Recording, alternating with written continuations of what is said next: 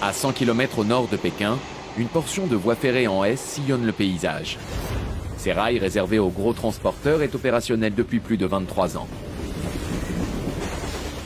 Chaque jour, plusieurs trains empruntent cette voie ferrée.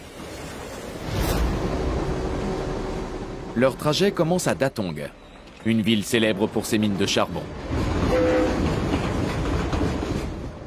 Aujourd'hui encore, le charbon est une source énergétique majeure en Chine. Il représente 66% de la consommation énergétique du pays.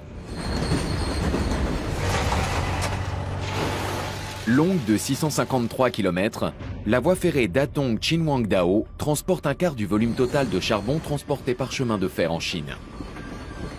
Cet itinéraire est une artère vitale pour tout l'est du pays. Elle est réservée au transport de charbon vers Qinhuangdao. En 2002, sa capacité était de 100 millions de tonnes par an. Mais aujourd'hui, elle est passée à un total de 400 millions de tonnes par an. Pour augmenter la capacité de transport par chemin de fer, il faut d'abord maximiser la capacité de charge de chaque train.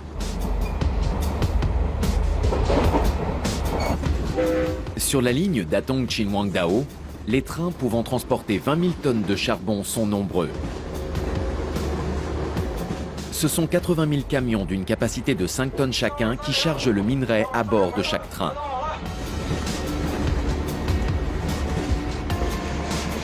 Un flux régulier de trains part ensuite en direction de Qinhuangdao. Une fois arrivé, le charbon est envoyé vers d'autres régions du pays.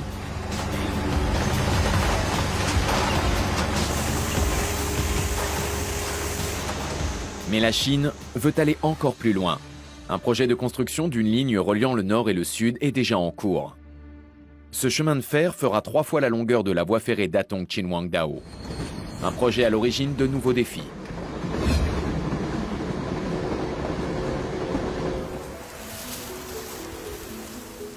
Sur le plateau de l'OS, ce blé est prêt pour la récolte. Chen Changzheng a passé toute sa vie sur les versants des monts Songqiao. Avant, pour aller à Yongcheng, il fallait passer par la montagne.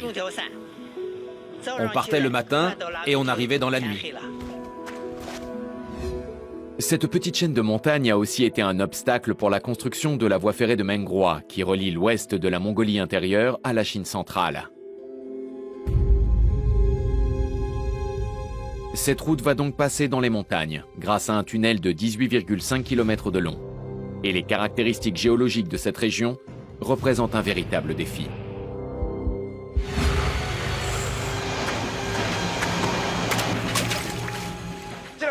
C'est un chantier très difficile. 11 000 mètres cubes d'eau s'infiltrent chaque jour dans le tunnel, ce qui est très problématique. On a l'impression de travailler sous une pluie battante et les sols sont très boueux.